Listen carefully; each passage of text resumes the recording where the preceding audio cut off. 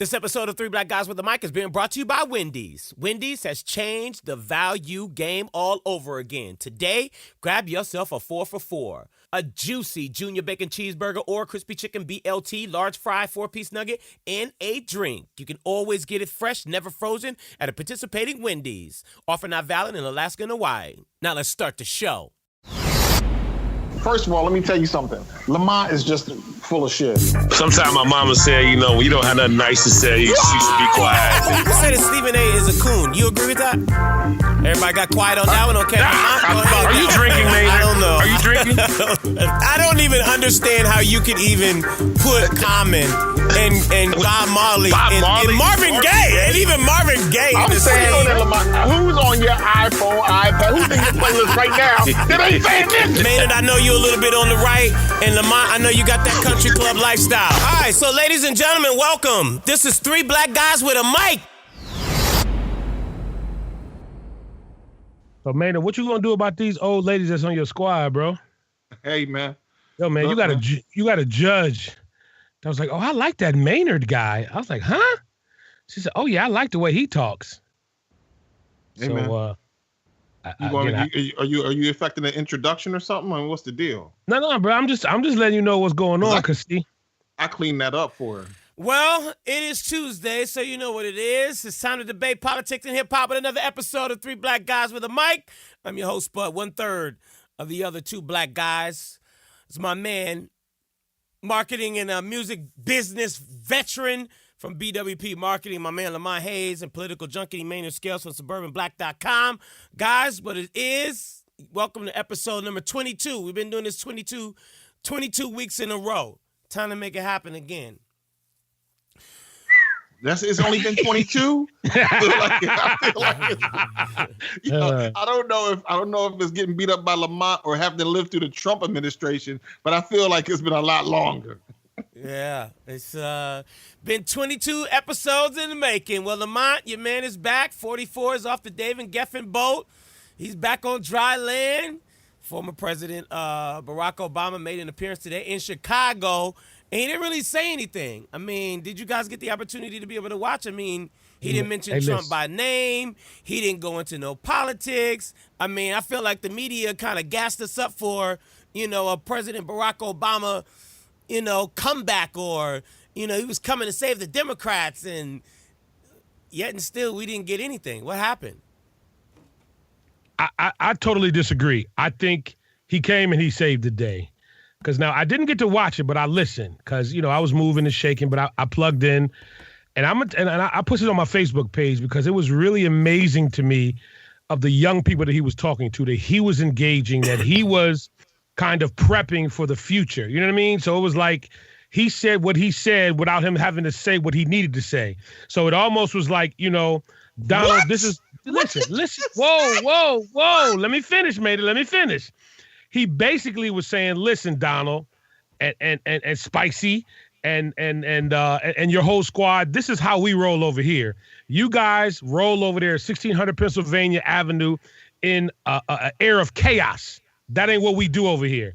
And I don't always have to say that, but I'm just going to show you that. So that's what I got from the whole presentation today. Is that he's still Mr. Calm, cool, and collected, and that he's rallying the troops. There was one kid I think I remember from New Hampshire, and just this whole conversation of, and he was a little Republican kid, and he said it was hard being a Republican in New Hampshire, blah blah blah blah blah. But the way Barack interacted with that kid, it was almost like, you need to come to the other side, brother. This is how we do what we do, and this is how Donald and I just got to keep calling him Spicy. This is what Spicy does. They get real reckless over there, bro. So I think his message was sent loud and clear without him saying a word. That's what I got. Well, what was the message? That's what I want to know. What was the message? The message was, this is how we roll over here, and they roll over there. Exactly. This is what we doing. You know what I'm saying? This is what we doing. Okay. What y'all doing over there is some foolishness and shenanigans. But this is how we roll. And I'm going to do it from Chicago. I don't even have to be in D.C. to make it happen. I'm going to do it right over here where the gangsters play. My hometown, Chicago. What I'll say is, what the president did, what Barack Obama, former President Barack Obama did, is what presidents do, what former presidents do, which is step in, not interfere, not criticize, not mention the current administration. Hold on. I got to go back 1 second. What former president have you seen on David Geffen's boat, hanging out with Oprah and taking selfies of the former first lady? Look, I'm not. I had to put that in there. That's my guy right there. Look, I had to put that in there. I'm sorry. Go ahead. Can he just live? If he want to roll with D. Gaff, that's his thing. That's all good. But presidents, when they leave office, it's important that they don't try to interfere with the politics of the day or the news cycle to say something about Donald Trump. And there's nothing to really be said about Donald Trump. Donald Trump is doing what he's doing, and it can stand on its own. People know exactly where Donald Trump is. His ratings are abominably low. This is the lowest that any president has been in 100 days. In their first 100 days, it's just ridiculous. It's off the charts, trustworthy, off the charts, ridiculous. Like they don't trust him. He doesn't keep his promises, et cetera, et cetera. So Barack didn't have to address Donald Trump. Just let Donald Trump just have the day, and he will screw it up for himself. So that's one of the things I think Barack did that was smart. You don't have to mention that guy. You don't have to, don't even stoop to that level. And what he did you just agree with me?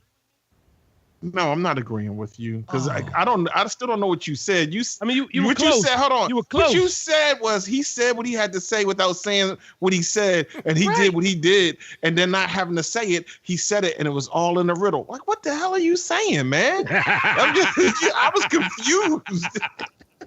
But I'm saying what he did do is he did show that he is still the leader of the Democratic Party at this point. That it's not Keith Ellison, it's not Perez, it's definitely not Hillary, it's not Nancy Pelosi. That he is the most important Democrat in the country right now, and he's also saying we need to develop the bench. We need to find those people who are willing to step up and run for offices and House seats all across America and in governors' mansions and whatever. And so, that was encouraging and inspiring, and he didn't have to even mention Trump. And I get that. And for that much, I will say Lamont gets a check plus. What's a check plus? That's how they grade the kids in like kindergarten and first and second grade. Like, I was waiting on you to ask me what a check plus was. That's like, you did it and it was pretty good. Well, Lamont, at least you got a check plus on your politics. Well, that's what I'm saying. Like, I still feel like, and I know it hurts him bad, but he kind of really agree with me. You know what I mean? And it's okay, man. Okay, check plus. Okay. Thank you, sir. Thank you. I needed that right now. I needed that. Thank you, sir. I'll put a smiley face on the top of the paper. I don't know. I don't know what you guys saw, but I totally didn't see any of that. I don't agree with either one of you guys. But again, I mean, it was what it was, and I what take did you what see you guys then? said. What did you see? I didn't see none of that stuff. I mean, I didn't see none of that. But anyway, let's keep it moving. So let's talk about, Lamont wanted to talk about Lala and Carmello Anthony. I mean, I don't even know. I mean, I don't even know who to start with or what to start with about this. I mean, Carmello Anthony allegedly got a mistress pregnant, and according to the blogs, the girl, the mistress, is looking for perks, and it was. That's what the blog said. Basically, that she was looking, to date an NBA player, because she wanted the perks. So let me start with you, Maynard, first, because shouldn't Melo have known better to be raw dogging chicks from the club? I mean, shouldn't everybody in the NBA have? I mean, everybody in the NBA should have learned from Kobe at this point, right? Lamont, your man dropped 2 F-bombs back to back. Is it time for a commercial? Then came up with raw dogging chicks in the club. I mean, is it time for a commercial? Is it time? It's not time yet? Yeah. Okay, we'll keep going. All right, so yeah. All right, so look, first of all, we all grew up through the 80s, and so AIDS is a big thing. So, safe sex is important. He hasn't escaped the concept that safe sex is a critical thing. Next, my dude, you got the big NBA contract. That basically means you got a golden penis. All right, you got a golden member. You got to protect the golden member. No homo. You got to protect the golden member. Everybody out here is sack chasing. A lot of these female strippers or girls in the club, or the ones that show up at the NBA All-Star game and they show up at the draft. They don't know 3 daggone NBA teams, but they know every daggone player coming out and where he's projected to go, so they can figure out how much money is involved. But this is the real thing, because I really don't care that Carmello got a side chick pregnant, or he and Lala about to break up, or maybe they might not break up. Or I don't really care. Carmello, you are ruining the Knicks. Can you just divorce the Knicks? Can you leave the Knicks, because you suck at being the star player in New York? You're depressing me, and I'm so tired of it. The Knicks is my second favorite team of all time, behind the Sixers. God bless the Philadelphia 76ers. We need a phenomenal year next season. But you suck in New York. You just suck. You haven't done anything right. Least of which, wear a condom. Bum. Not a bum. So here's my question, and I have to agree with 85% of what Maynard said, but I'm just trying to figure out, is off the basketball. What part are you agreeing with? Are you? I'm agreeing with that he's a bum? No. Yeah, he's a bum. He should divorce the Knicks, or no. Wait. I'm that he, Maynard said he had a golden blank. I can't use that term. It just doesn't feel right coming out of my mouth. But I feel like he was a target. I also feel like that there were some other issues that was going on in order for him to get to that space. You know what I'm saying? A golden schwanky, as Austin Powers there would we go. put it. There we go. Swanky's a little better. But I just feel like that there was something else that was going on that made Carmello Anthony feel comfortable enough to do what he did, you know what I'm saying, with actually she's the ex-girlfriend of my man Ryan from Black Ink Chicago. That was his little piece beforehand. So old girl, she has a history of trying to go a certain route. But however, I'm trying to figure out, how come when D-Wade did the same thing, D-Wade was okay? I mean, D-Wade wasn't demonized. D-Wade wasn't like he was the devil. Like, I don't know if you guys, maybe you didn't see it, but a lot of the blogs, especially the New York papers, they were just dogging Carmello, like saying like he was trash. Like, Lala was such a queen and she was this and she was that. And, he should be ashamed. And I'm saying to myself, yo, be ashamed. Why? Are we seriously asking that question? He got caught out there doing this question of. Yes. And I'm going to tell you why. And this is just my opinion. I believe that when D-Wade was on a break from Gabrielle, that's when he had his baby. I believe that there was some sort of issue with Lala and Carmello. That's why my man was at the strip club and why he was out there in the street getting busy. I believe he wasn't. But listen, there may have been an issue, but as long as they still have papers, right? So D-Wade and Gabrielle Union hadn't even gotten papers yet. That's A. B, you know what, Lamont, I'm going to say something that you say all the time. Nicki Minaj did not have the best diss record coming back. But you know what makes it all better? That Nicki is probably set up to have a hit record real soon. D-Wade, yeah, he kind of screwed up. But, he got that kind of. What do you mean? How did he had a baby? He had a baby like Carmello. How did he kind of screw up? Because he wasn't even married to Gabrielle Union at the time. So in Ross and what was the white girl Jennifer Aniston name in the show Friends? They were on a break. Listen, man, Lala was showing her breasts on Power. Yeah, but that's work. That was a signal. Money. No. I'm just not money, man. Look, lots of women who are actors and actors. Carmello has money. What are you talking about? She is an independent woman, and she's gonna do what she has to do to get money. She ain't sitting around like if Carmello don't give me some. You think she's sitting around? She was already doing her thing before Carmello came along and picked a woman who had aspirations to be an actress, to be a fashion icon, to be all these things. So he knew that he didn't pick a scrub. He picked a chick. So man, yeah, but she ain't had no $100 million in the bank though. Right, but that doesn't. But she wasn't working at. She wasn't flipping damn hamburgers at the at McDonald's. She was wasn't a up and stripper. coming. She wasn't a stripper. saying. And there's nothing wrong with somebody. There are women out here who strip, and we just want to thank them for the work that they do. I mean,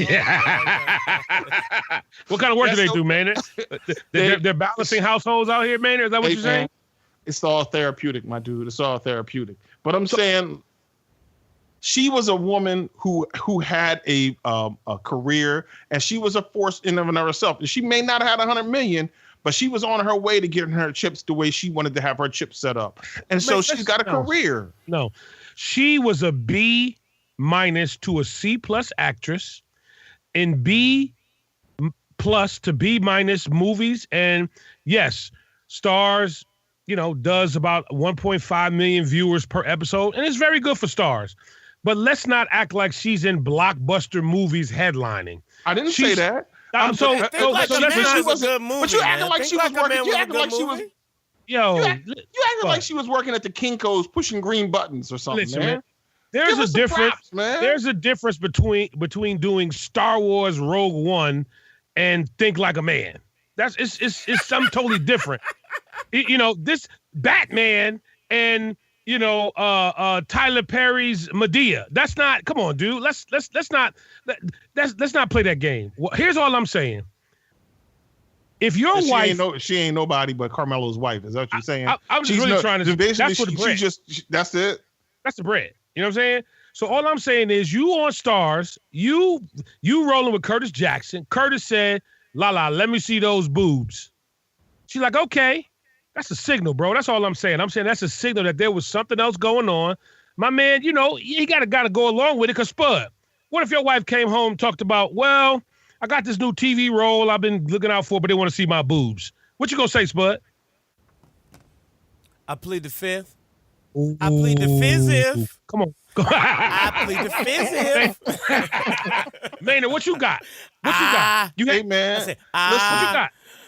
I feel like 1, 2, 3, 4, 5th. 1, 2, 3, 4, 5th. Now, I feel like you listen. Right. If you involve with an actress or an actor, they're going to be love scenes. They're going to be sex scenes. It's just part of it. Did she? It wasn't like she appeared in like some porno. She was in a piece of. She was in a movie. It's a piece of art. I mean, a TV show. It's a piece of art. Cinematographers make art all the time. But don't stop lying to me. All I'm saying to you, brother, is that at the end of the day, you a hater, my dude. You a hater. You a hater. You a hater. Let me ask you this, Lamar. So what should Lala do at this point? I mean, she filed for divorce. Rumors said, Kim Kardashian told her, push her to file for the divorce. She filed for the divorce. She's out here not wearing the ring. I mean, what should she do now? What's the next step? Well, I hate to say this to you, man, is that there was a meme going around, and the meme had Gabrielle Union and Lala sitting courtside. And at the bottom of the meme, it said, "Girl, you don't have to see the baby." I said, you got to tough it out. That's the life you chose. So they should reconcile. All day. Nah, I ain't for all day. That. I ain't for it. You want Lala to bow down, but you ain't asking nothing of him. He's got the money. This is America. Dude, she's gonna be. Look, it ain't like she's gonna go broke. He got $50 million on this contract. He gonna get another one, maybe another 30, 40, and he's done. Yo, let me tell you something. What? Carmello Anthony might be playing for veterans exceptions. He ain't worth no. He ain't worth no money right there. Come on, D. He's like a wet food stamp right now, my dude. Come on, let's keep somebody else would give him $20 million. You know what I'm saying? $25 million. Who would give him 20? What Come for? On, Come on, what man. For? Carmello Anthony, 20 million? Tell me what he's done. Tell me what he has done since 2011. Yeah, since 2011 being with the Knicks, that you would think, this dude is worth 20 million. Well, let's not sidetrack. So let's get back to Maynard. Why don't you think that they should reconcile? If she ain't for that, she ain't for that. He already did what he did. She don't want to be with him as a result. Bounce. She's an independent woman. She can get her own. Let me say this. It's not why they should divorce. The idea should be, though, she should not stay so simply so she can be like, he makes so much money, I need to be here, so it's okay. Nah, that can't. Now she says, you know what, I feel like I love him, I want to be with him, and that's one thing. I'm all for that. But really, it's because he makes so much money that I'm gonna have to see past it? Hell no. Nah. That ain't no good. It's cheaper to keep her. It's cheaper to keep her. That's why It's cheaper to keep her, man. I mean, come on, Carmello. I mean, God, dog, man. I mean, didn't he not see love in basketball? I mean, did he not see love in basketball and what this did to Quincy? God, dog. He didn't see love in basketball? Don't this mess up the kids' minds? Listen, man. Put too much stress on the kids, man. Too much stress on the kids. We can work this out. Will Packer does not have that many films left in him. You know what I mean? Wait a minute. Will Packer's on a roll right now. Hey, man, we love Will Packer. He's a good guy. I know somebody that worked really close with dude. You know what I'm saying? He used to be in the record business. But at the end of the day, those little $25,000, $30,000 films you get maybe once every other year, hey, man, that's not going to pay for that lifestyle that she's accustomed to. Yo, my dude, you're tripping. Go ahead, you're man. tripping. He's tripping. Like, so she's always busy. She's Think Like a Man, Think Like a Man 2, Keeping Up with the Kardashians, Law and Order, Special Victims Baggage Claim, 1982. That was all just 20, and then Think Like a Man 1. That's all just 2012 through 2014. Chirac, Unforgettable, November Rule, in the new edition joint. That's all. You know, yeah, but the from big 2014 question is going to be after Power. if they leave, though. If she's done on Power. I mean, I don't know if she's done, but I mean, hopefully 50 can figure out how to resurrect that role because, you know, as of last, Tommy killed her off. However, you know, will the roles still keep coming when Carmello is not in the picture? Because a lot of that stuff is because of Carmello Anthony. Not to take away from Lala because she is a great actress. And I think that before Carmello, she was really I think she's a good actress. You being political, Playboy. And that's cool. Good. Nah. Good. She's a good actress. Wait, but Lala's great? not a good actress? You said great a second ago. She's a great actress. She's a great actress. I mean, she ain't. We're going to ask for a full stop on that. She ain't Regina King or Regina Hall, but she does her thing. Let's go to a break. We'll be right back right after this. Attention all my cigar lovers. Guess what? Exquisite Reserve has brand new cigars ready for you to taste today. They got new arrivals of cigars right now as we speak. Make sure you go to exquisitereserve.com right now and pick up yourself a box of brand new cigars. Try out the Triumph Sampler, the Genesis Sampler, the Churchill, or the Signature One. And my favorite is the Vintage 1991 Quad. Grab myself a box already. Did you? Go to exquisitereserve.com right now and get yourself a box of the new arrivals from Exquisite Reserve. Exquisite Reserve. More than a word. It's a lifestyle. Now back to the show. All right, welcome back to Three Black Guys with the Mic. Let's get into some more politics. We got to talk about the Democratic Party. I read a ABC Post poll, which asks whether the Democratic Party is in touch with the concerns of the average person. 28% actually said that it is. 67% said that it was out of touch. So, Maynard, let's start with you. What areas of the Democratic Party or what area are Democrats out of touch with people, in your opinion? Or do you think that the Democratic Party is thriving at this moment? I think that the Democratic Party, first, I would say this. I think the Democratic Party is standing still. That's A. They're just holding on.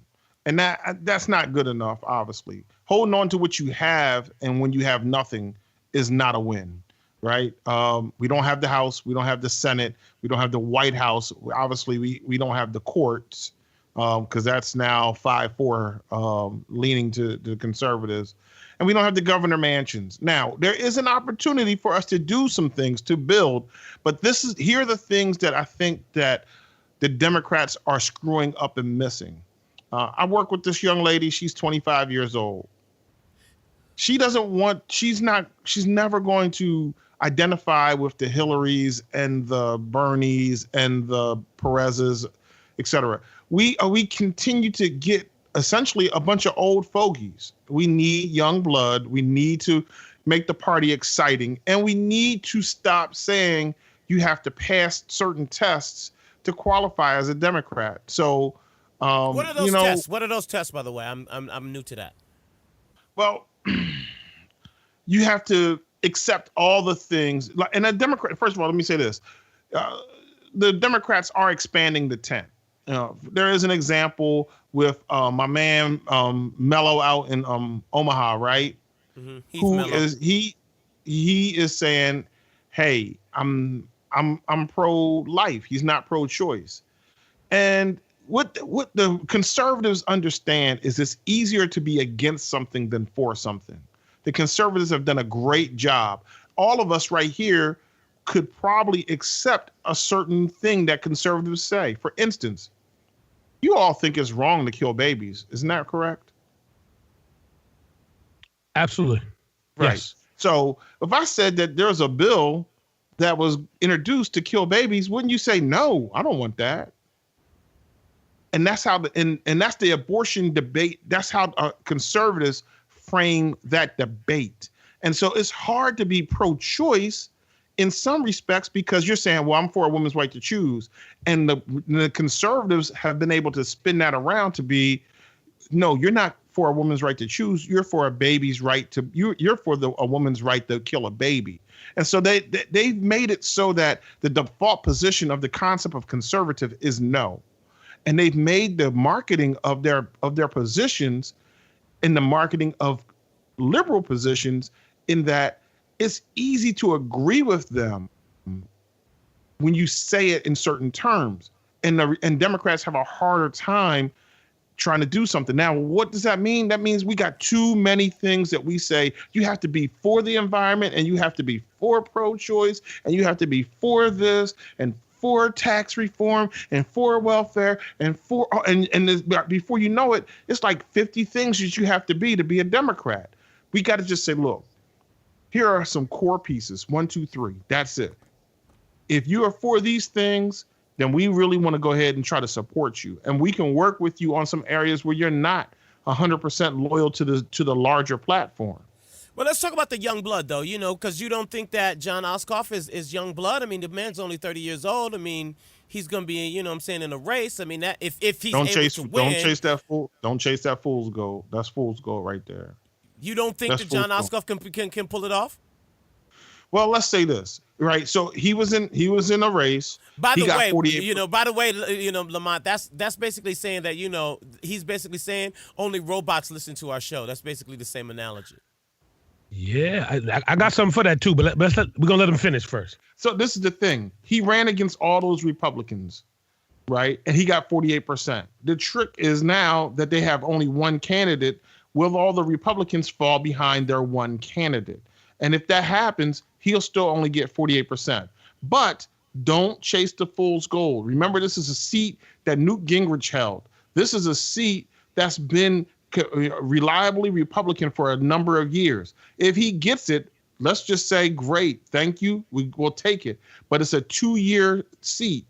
If he gets it, he has to keep it. And he has to, so getting it one time is not converting it. That means you got it for 2 years. We got to be able to hold on to that seat. Isn't that a start, though? That should be a start, though. I mean, wouldn't that put some momentum and some energy into the Democratic Party? No, that's one seat. We need several. We need several seats, and that's just one. I know, but if he, if he could get in there, and I mean, so let's get to the actual unity tour, right? I mean, Bernie Sanders, Tom Perez, they're out. I mean, they're doing a unity tour. There's no unity there. There is no unity there. Good point. But I mean, they're doing the quote. I'm doing the air quotes. Unity tour.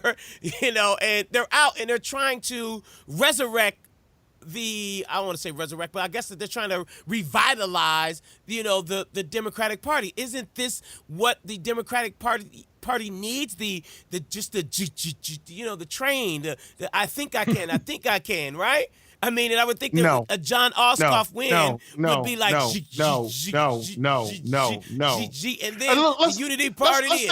Let's say Ossoff wins. Fine, that's great. It's one seat, and that's cool. And we still got to get to the midterm elections next year, and then we could do something then. But think about this: the Unity Tour. The Democrats went and got Bernie Sanders, who continues to say not only am I not a Democrat, I will not switch to becoming a Democrat. And then he gets out. That's like getting somebody who you know doesn't 100% agree with you, giving him the microphone, and then being surprised that he doesn't agree with you. That was bad. Tom Perez and Keith Ellison need to take control. You found a man who's 70-some years of age. He doesn't look like the future of the party. And he's not even in the party. He's not even in the party. Did you just diss Bernie Sanders? Did you just diss Bernie Sanders? I'm just saying, we're talking about a 25-year-old girl, or my sister who's 36 this year, and she's saying, you know what? I want to see people where is the Gavin Newsoms? Where's the Julian Castros? Yeah, but look at, your sister from back, the millennials, they love Bernie Sanders. So right, but listen, the problem is in 4 years, Bernie Sanders is going to be an old man. He looks like the guy that said, he looks like Mr. Magoo. So we need somebody who's young. I mean, Bernie's a progressive. God bless him. And we need his energy, and we need that. But if you're a Democrat, then you need to roll out new Democrats. Rolling out Bernie Sanders, who's from Vermont, which is, not really the most populated state in the country, not even close, and it's far in its own little corner of the world. And you're talking about an older guy who has some great ideas. God bless him. MSNBC said that Bernie Sanders is the most popular candidate out right now. I mean, I don't know where he ain't running again. How are you dissing Bernie Sanders? He has the most energy and the most momentum in politics at this point. Bernie Sanders is 75 years old. He'll turn 76. What does that got to do with anything? That doesn't mean anything. In 2020, he'll be 81. We're not electing an 81-year-old man to be president. It's not happening. We elected Donald Trump. Donald Trump ain't 81. But that doesn't mean anything. My point is that we elected somebody against the norm. That you don't think that can happen again? Listen, I'm going to try to explain it one more time. I'm sorry. Maybe I talk too fast. No, I'm not slow. Trust me. Don't listen even to what I'm saying. I'm not slow. I hear what you're saying. Hear what I'm saying. I mean, what I'm saying to you is Bernie Sanders is not a Democrat. He said, I'm not a Democrat. I'm not saying he's not a Democrat because he doesn't pass certain tests. I'm saying that he says, I'm not a Democrat. And then you took me on the Unity tour and you thought I was going to say something that Democrats would agree with. Unfortunately, I'm saying some things that Democrats disagree with.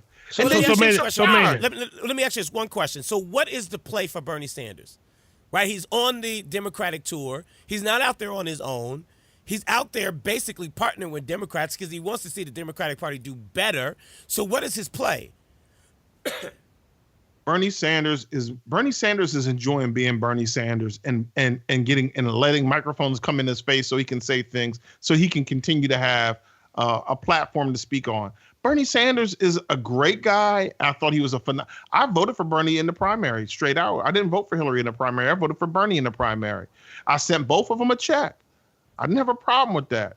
And I like Bernie Sanders and a lot of his message. What I'm saying is that the Democrats need to find Democrats who are proud to be Democrats to go out on the Democratic Unity tour. I agree with that. So let me ask you a question. So Maynard, my mom, she'd probably be mad if I said this. We'll just say she's above 65, right? Okay. She calls me. She lives in Mesa, Arizona, right? Okay. She said, hey, baby, Bernie Sanders is in town. The Unity tour is here. And me and all my girls, we're going to go see Bernie Sanders. Okay. So here's my question to you. Was Bernie wrong? Who was Tom Perez supposed to bring to the party to get, my mom and they're in the 55 and over crew, but they still vote. They're very active. What is the suggestion? Because if you would have told me somebody, or give me a name of somebody that would have had that kind of excitement, because it kind of flipped me out a little bit for my mom to be calling me, telling me she's going to go to a rally because Bernie Sanders is in town. Al Sharpton. Al Sharpton. Hell no. He's Al Sharpton. We love Brother Al, but no. I mean, they could have got Barack. They could. I don't want to go backwards, but they could have got a Barack. They could have got. There are lots of young voices coming out. Gavin Newsom is an important young voice we got to start thinking about. Keith Ellison by himself is a good enough evangelist for the Democratic Party. They could have gotten Ed Rendell. There's a lot of other people, but get people who are Democrats. You went out there with a guy who's not a Democrat, and then you got surprised because as much as it's supposed to be a unity tour, there ain't been no unity. Now we look stupid. Or you tell Bernie, if you want to be down on the tour, here's some yeses and here's some nos. Yes, you can say this. Yes, you can say these things. No, you can't say this. And you know that ain't going to fly with Bernie Sanders. He's his own man.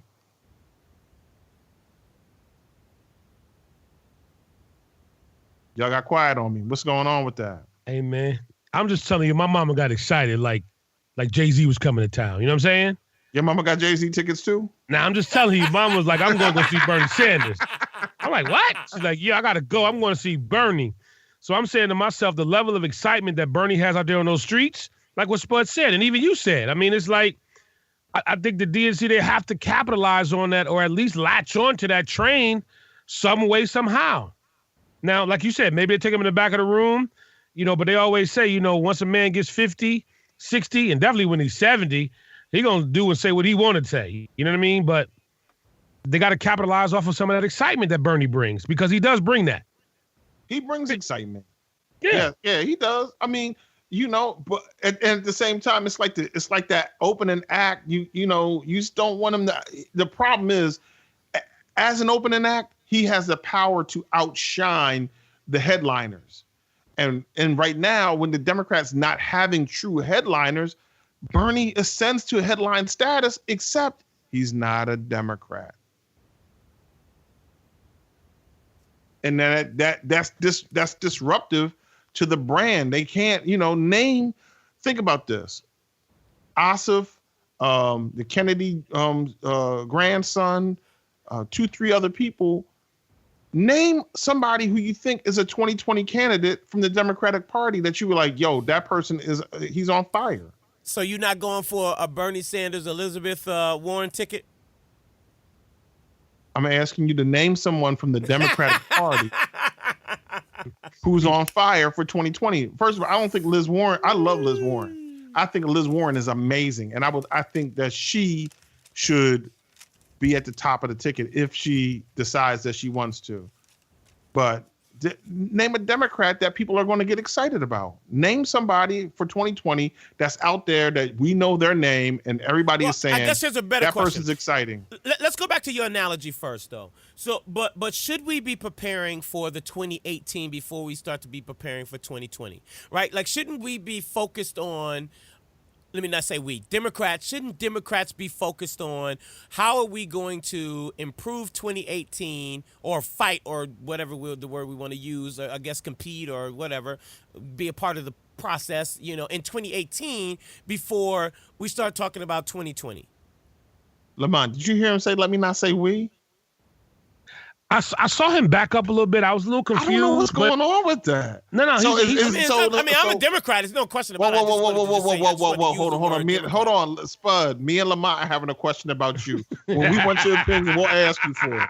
I just sit on the sideline right there. But he got the chair, Bader. He got the chair. So I mean, he controlling the bus. He is driving the bus right now. So okay. Now, I do think that 2018 is important, but in those markets.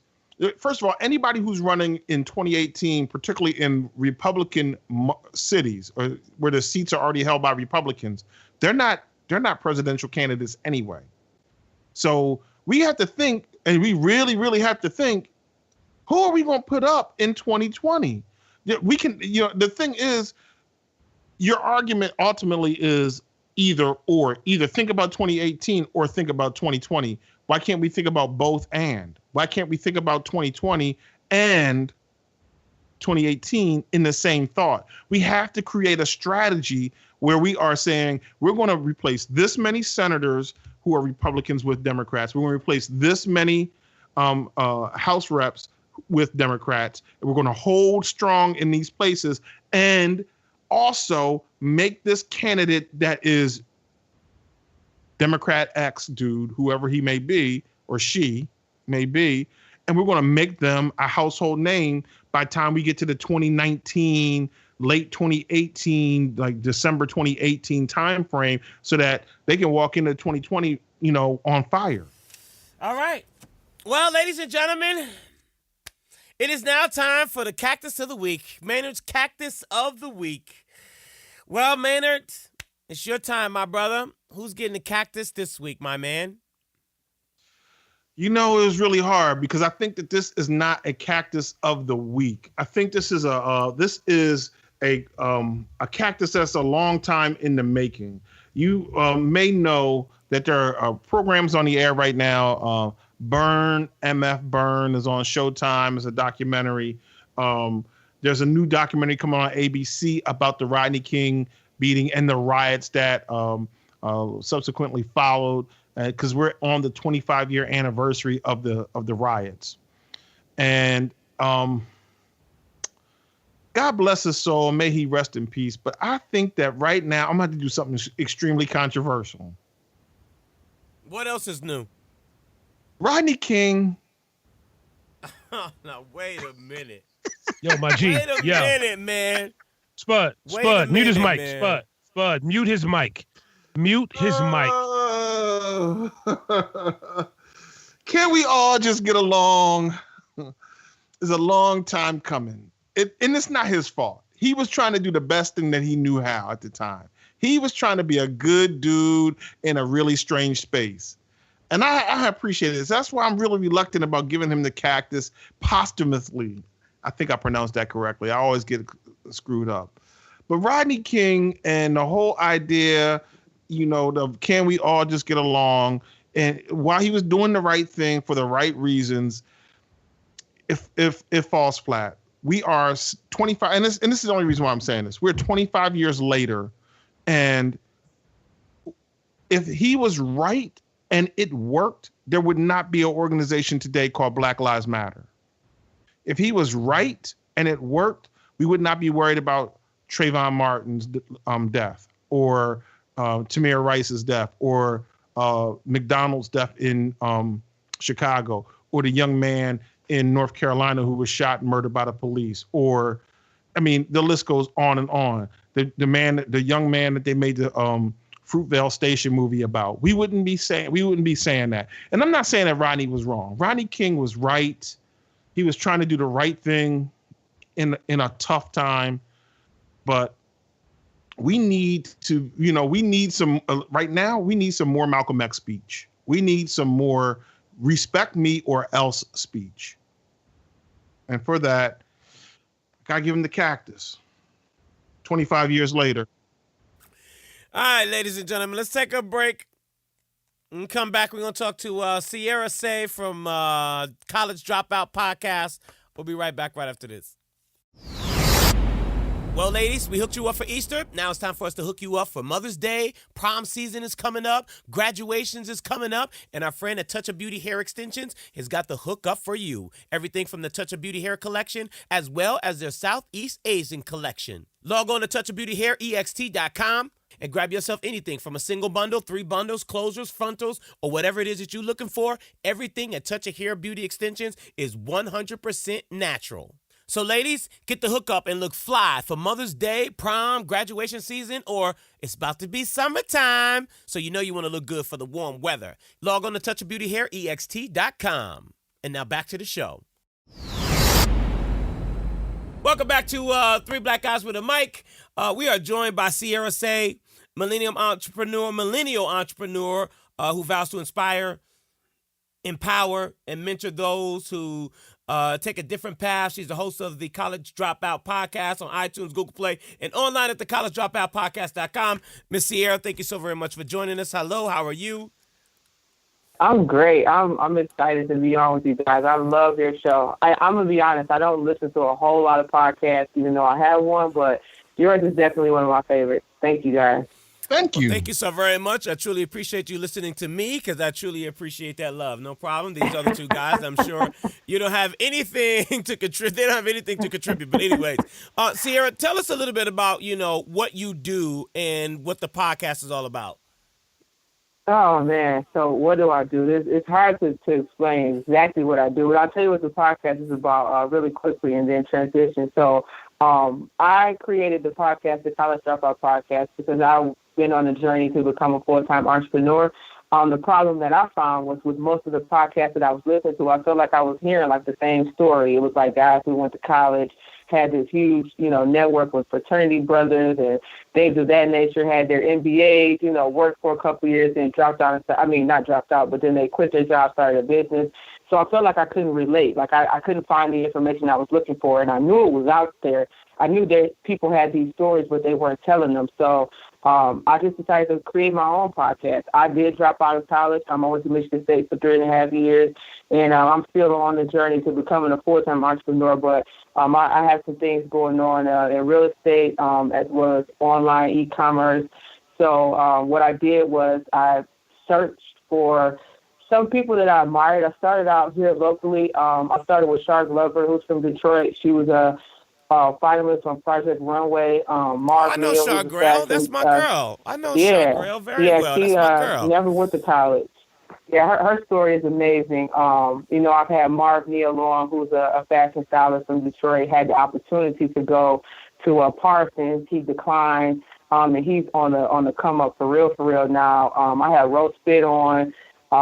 So basically I just wanted to let people know that it's not impossible without the degree, and I wanted to get those stories that were not being told out there for people to hear.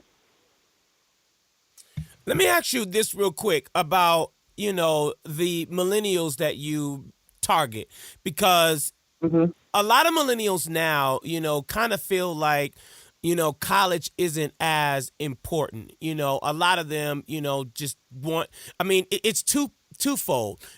Some of them look at college as, I can take an easier route. They kind of, have some false reality in regards to some of the people that they look at in regards to, athletes or either hip hop, stars or either some entrepreneurs. And they feel like, hey, I don't need college. That's not a part of my passion. I'm not going to take a 4-year route or detour to, kind of get to where it is that I need to go. I'm just going to kind of, just go after my dreams right here and now. And then a lot of them just don't want the financial burden. What are the millennials that you are speaking to? What are they saying about the reasons that they don't think that college is the route for them? Most of my listeners who are kind of like in that middle ground, like they're probably early 20s and they're not in school, but they're thinking about it. Like most of them, like they told me that they don't want to go because they don't know what they want to do. So they feel like they don't want to go to school, pay this money, take classes for, whatever, just to take classes and then end up not using their degree. Like I have a lot of friends who did graduate. Like I know a lot of people who have degrees, and I admire everybody who does, but most of my friends who graduated with their degrees are not doing anything that they paid to have that degree for. So a lot of the younger millennials who listen to my show, they always say like they're just working right now because they still want to figure out what they want to do. And if it comes to a point where they say, hey, I want to be a lawyer, then they will go. But like you said, that financial burden, like that's something that you really have to be committed to once you start going to school. Like you have to be committed to being able to pay that money back.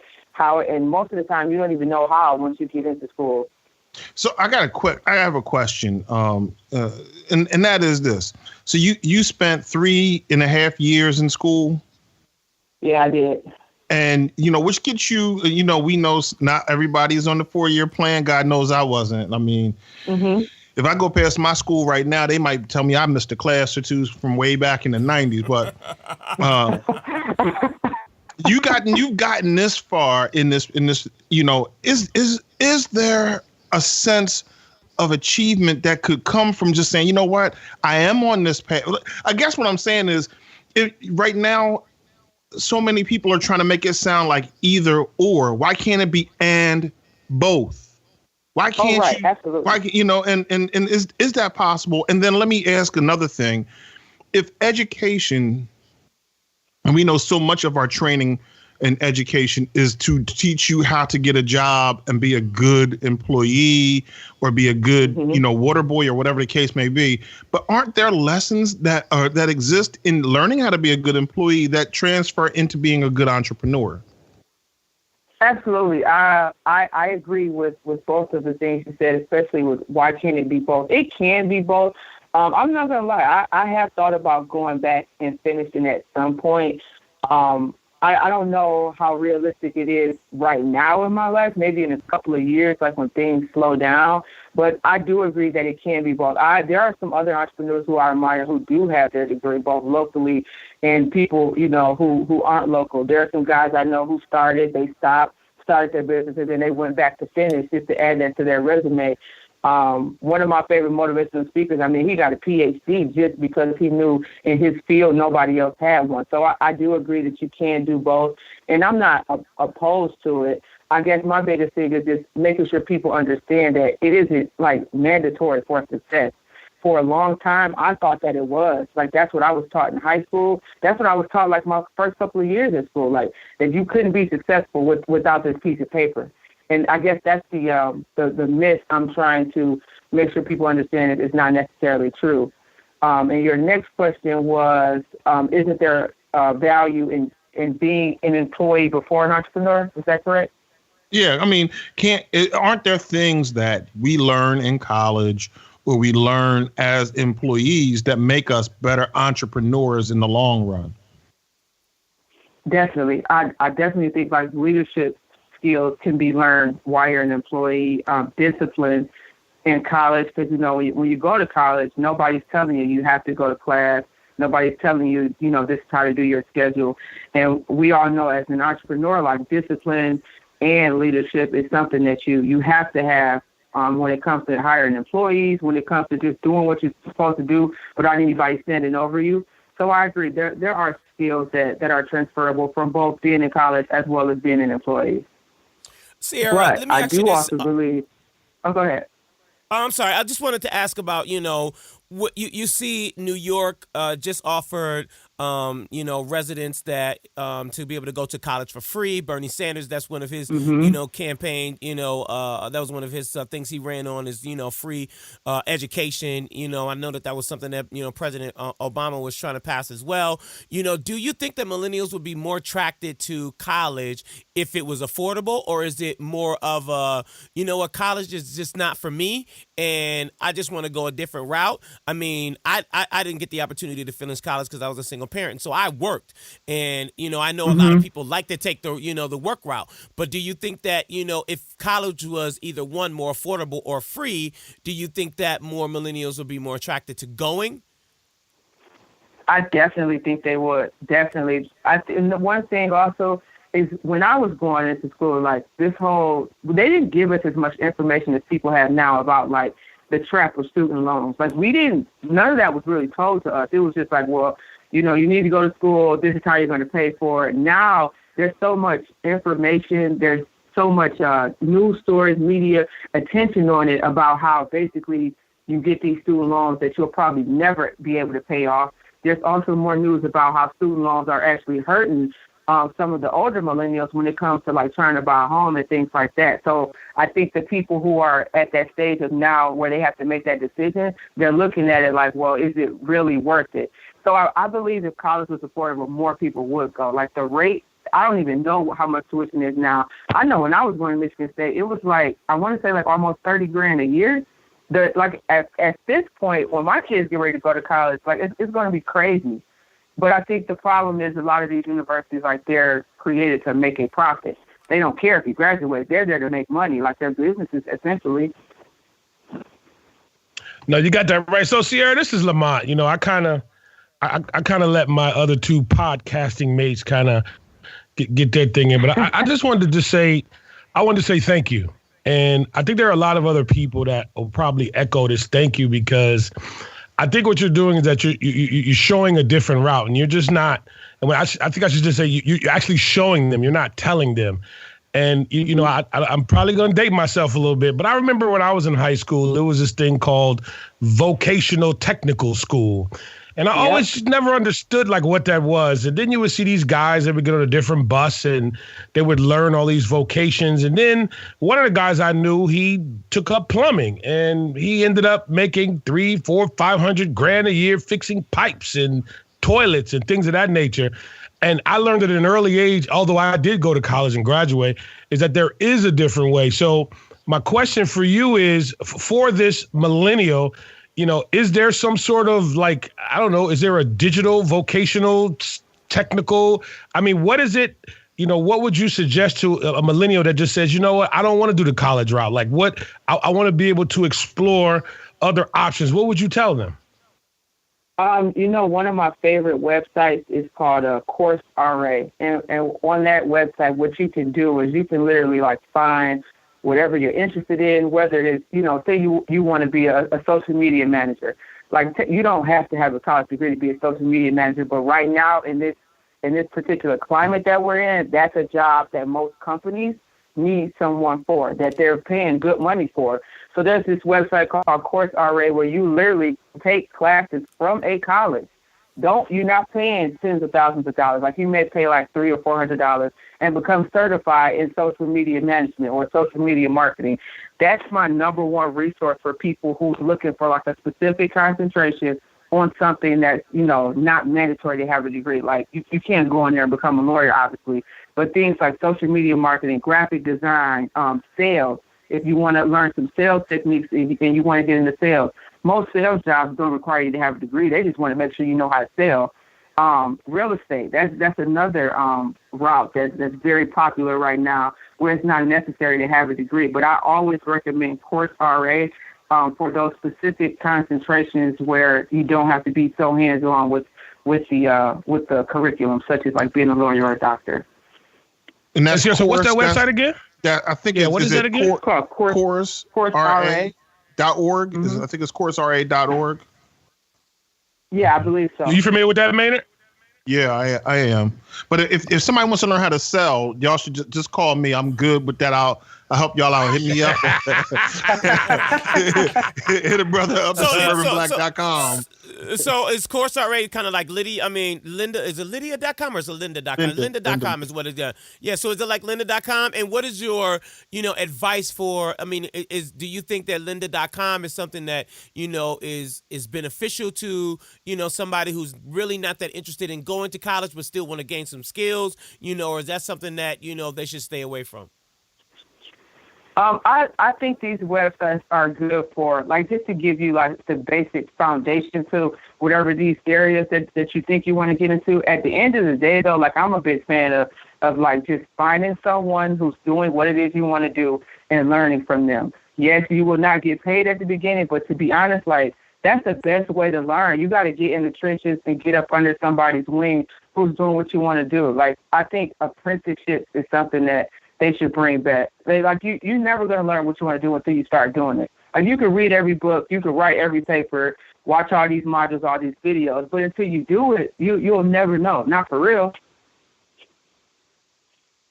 You know, one last thing I would like to just kind of ask, and I think what's happened is the brand names. You know, college had been a brand name concept forever and ever, right? So in this country, if you went to Harvard, that was a brand name that people recognize. Yeah. If you went to being a black kid who went to a HBCU, we recognize that Hampton or Howard or Fisk was blah blah blah blah was bigger and better.